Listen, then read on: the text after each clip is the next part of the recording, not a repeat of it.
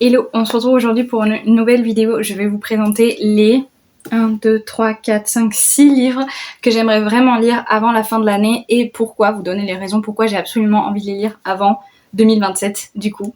C'est parti. Je m'excuse encore, c'est la troisième vidéo que je filme en temps de canicule mais c'est compliqué, je peux pas faire autrement qu'avoir un éclairage pas naturel parce que dehors il fait 40 degrés encore pour la troisième fois et je peux pas ouvrir mes volets donc j'espère que la qualité de la vidéo vous plaira quand même.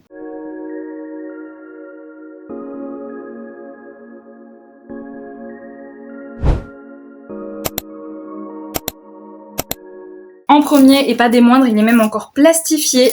Il s'agit de Iron Flame de Rebecca Yarros, publié chez Hugo Romantesi. Donc voilà, il est encore plastifié dans sa version collector. J'attendrai de le déplastifier quand je commencerai la lecture. Il s'agit du tome 2 de Force Wing. C'est une brique. J'ai regardé en plus sur le site de Kobo, de la Fnac. Vous pouvez regarder quand vous cliquez sur certains livres numériques. Ça vous dit en fait combien d'heures de lecture vous aurez à peu près pour une personne lambda qui lit comme moi par exemple 55 pages par heure. Et là pour le coup il me dit 20 heures à 22 heures de lecture. Comment vous dire que ça fait à peu près presque 20 jours quoi pour lire ce livre parce que je suis une lectrice plutôt lente, mais j'ai quand même envie de m'attaquer à ce bébé cette année parce que j'ai lu le premier tome, donc Force Wing, septembre 2025, donc comme ça va faire un an, je me dis que j'ai pas trop envie de perdre non plus toute l'histoire, même si j'ai déjà commencé à perdre qui est qui, un peu les noms des personnages et tout, je me dis que si je lis un tome par an, ce serait déjà pas mal. Mais voilà, il me fait peur, mais il faut que j'y aille. Si vous connaissez pas, c'est une romantasy avec des dragons, une académie, c'est un peu une ambiance Dark Academia. Et c'est deux ennemis, de clans ennemis en fait, qui vont devoir faire équipe, malgré tout ce qu'ils pensent, pour faire un résumé très grossier. On reste sur des suites de sagas, mais avant la fin de l'année, j'aimerais vraiment beaucoup finir le troisième tome de l'abrégé des contes perdus d'Emily Wilde de Heather Fawcett. Je l'avais déjà commencé en début d'année mais je l'ai toujours pas fini parce que c'est une de mes sagas de fantasy préférées. C'est de la cozy fantasy et vraiment dans mon cœur cette saga, j'ai eu des très gros coups de cœur pour les deux premiers tomes.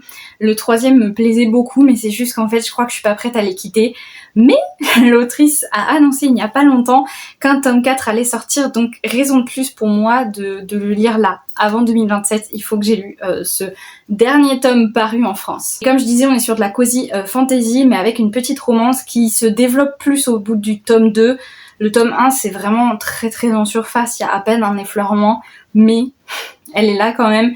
Et surtout, j'aime énormément l'ambiance, j'adore la protagoniste féminine. J'ai beaucoup aimé en plus le tome 1 pour le coup se passe dans la neige en Norvège et c'était vraiment hyper immersif. Toute l'histoire autour des fées, des petites créatures et tout, enfin j'adore. Parce qu'il va y avoir une adaptation, et ben en fait là, en novembre, donc j'espère que je l'aurai lu avant novembre 2026.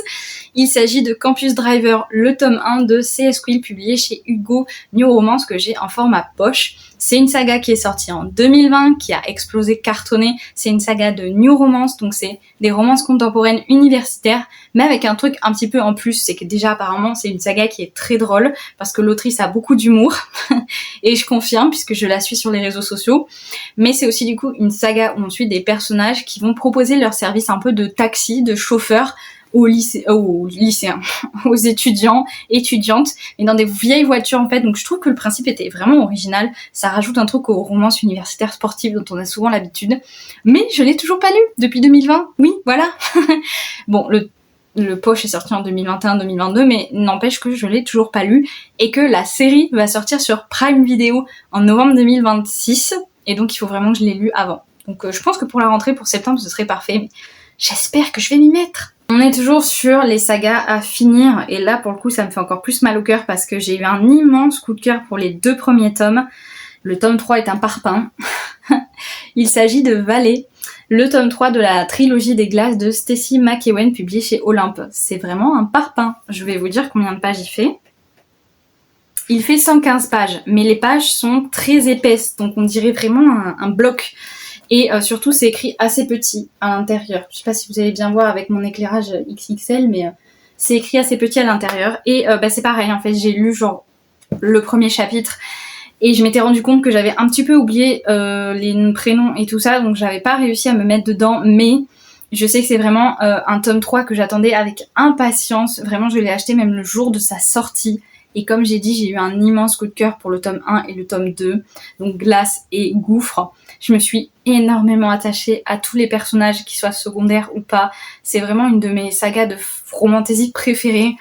Mais ouais, voilà, c'est comme pour Emily White, j'arrive pas à leur dire au revoir parce que pour le coup, il y aura pas de 4e tome sur celui-ci, donc voilà. Mais j'ai quand même envie de finir cette saga cette année, quoi. De pas la laisser traîner. Comme pour Campus Driver, il y a eu une autre annonce, une annonce de film pour Aime-moi, je te fuis de Morgane Moncomble, mon autrice préférée, publiée chez Hugo Roman. Et pour le coup, j'ai la version brochée qui n'existe plus, qui est plus commercialisée, mais je l'avais achetée sur Vinted parce que je voulais avoir tous les Morgane Moncomble en broché. Et là, du coup, on est sur une romance contemporaine qui se passe à Paris. Et il me semble que c'est 2 ennemis amis qui se chamaillent beaucoup, qui sont jamais d'accord. Je sais plus s'il y a une histoire de colocation ou de pacte ou quelque chose comme ça, mais je sais qu'il va y avoir une proximité forcée, quelque chose qui va les réunir. Et je sais qu'il y a beaucoup, voilà, de tensions entre les deux. Et ben voilà, écoutez, il est là. Je l'ai toujours pas lu, c'est le seul que je n'ai pas lu de cette autrice et il faut vraiment que je le sorte puisqu'il va être adapté. On ne sait pas en quelle année, mais sûrement courant 2027-2028. Il va être adapté en film par France TV. C'est incroyable, mais voilà, faut que je l'ai lu avant. Et pour finir, le 6e livre que je veux lire avant la fin de l'année, il s'agit encore d'une suite de saga, Un palais des cendres et de ruines de Sarah Dimas, publié chez La Martinière Jeunesse, dans cette sublime édition qui est l'édition collector avec les anciennes couvertures. Ici, on est sur de la romantasy épique avec des failles, un univers très complexe et très dense et je crois qu'il y a encore plein de tomes de prévus. Je crois qu'il y a même un tome 6 et un tome 7 qui vont sortir courant 2027. Et ça, c'est le tome 3.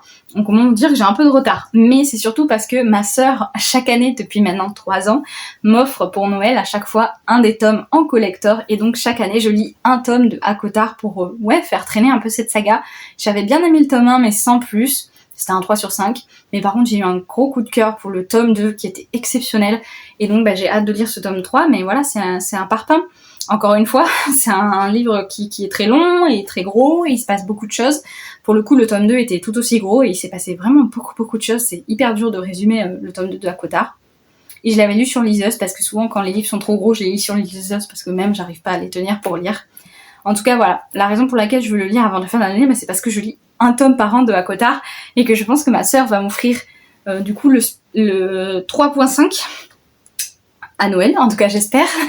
Donc il faut vraiment que je le lise. Hello, c'est la Justine du montage. Je m'excuse, mais en fait je me rends compte que ça fait plusieurs vidéos, mais notamment celle-ci où en fait je vous parle de livres, mais je ne vous fais même pas un résumé, je vous explique pas l'histoire et tout ça. Je m'en excuse d'avance, je vais essayer de m'améliorer sur les prochaines vidéos. J'espère que cette petite vidéo vous aura plu. N'hésitez pas à me dire en commentaire si vous avez déjà lu un de ces livres, si vous aussi vous avez un des mêmes livres que moi à lire absolument avant la fin de l'année. Et sur ce, je vous souhaite de bonnes lectures comme d'habitude et je vous dis à bientôt pour une prochaine vidéo.